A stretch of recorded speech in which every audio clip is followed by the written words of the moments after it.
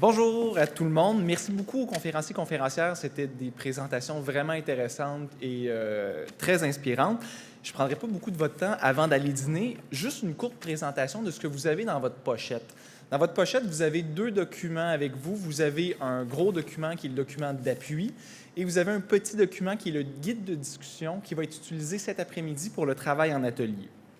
Donc, le but de ma présentation, c'est de faire très rapidement le tour de l'utilité de ces deux documents-là.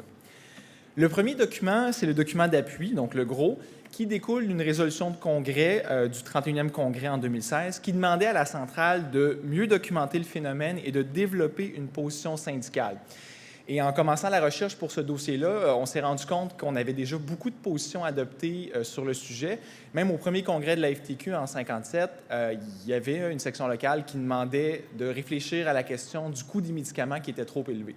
Donc, ça fait assez longtemps, qu'on se préoccupe de ce sujet-là et on était de toutes les consultations à la mise sur pied du régime d'assurance maladie, à la mise sur pied du régime général d'assurance médicaments, à la politique du médicament. Donc, ça fait assez longtemps qu'on réfléchit là-dessus. Puis, donc, le document d'appui s'appuie sur des positions qu'on a déjà développées, mais on va un petit peu plus loin. L'utilité du document, ça peut sembler long à lire. Si vous avez une seule chose à faire, c'est de regarder les chapitres 4 et 5, il y a des sections en résumé. Donc, si vous voulez voir un peu ce qu'il y a en résumé, chapitre 4, on résume, par exemple, les principes qu'on pense qui doivent être à la base du régime public et universel. Chapitre 5, il y a des sous-sections qui contiennent des résumés. Donc, au lieu de tout lire, vous pouvez consulter les résumés.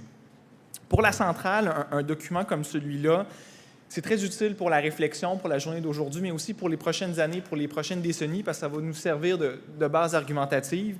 Et par la suite, ça peut être décliné sous différents formats, un cours argumentaire, comme on a eu par exemple avec le salaire minimum à 15 $, des fiches, etc.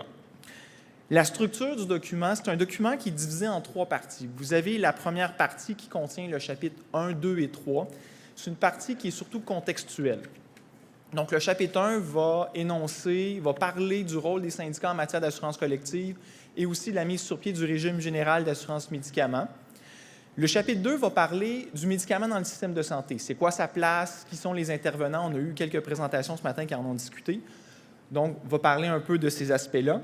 Et le chapitre 3 discute des problèmes du régime hybride d'assurance médicaments, les dépenses trop élevées, on n'a pas les capacités institutionnelles qu'il faut, les problèmes d'équité. La présentation de Marc-André faisait un tour d'horizon assez complet sur cette question-là.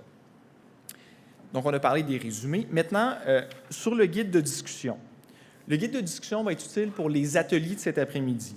Donc, durant 3 heures, vous êtes conviés à participer à ces discussions-là. Et comme on mentionnait tout à l'heure, contrairement au congrès de la FTQ et avec les commissions, les colloques, c'est un espace qui est consultatif. Donc, dans les ateliers, vous allez avoir un président, une secrétaire ou une présidente, un secrétaire qui vont être là pour récolter ce qui s'est dit. Et nous, après, autour de 17 heures, on va récolter toute l'information des différents ateliers pour faire un rapport synthèse, et c'est ça qui va structurer les discussions de demain. Donc, ils vont nous rapporter les différents éléments, et nous, on va faire un rapport de synthèse sur des PowerPoint. Le guide de discussion, comme le document d'appui, est structuré autour de 3 thématiques. Donc, la première thématique aborde la réalité vécue dans les milieux de travail. La deuxième traite plus de politique publique, donc c'est-à-dire de quel genre de régime d'assurance médicaments on veut, sur quel principe il devrait être basé. C'est sûr qu'on a dû faire un choix éditorial. C'est quand même assez complexe la question. On n'a pas pu parler de tout, mais on a parlé, on pense, des éléments qui sont très importants. Et la troisième partie traite d'action syndicale. Donc, on n'a pas les réponses à tout, mais on pense que c'est un début, ce guide de discussion-là et ce document d'appui. Merci beaucoup et bon dîner.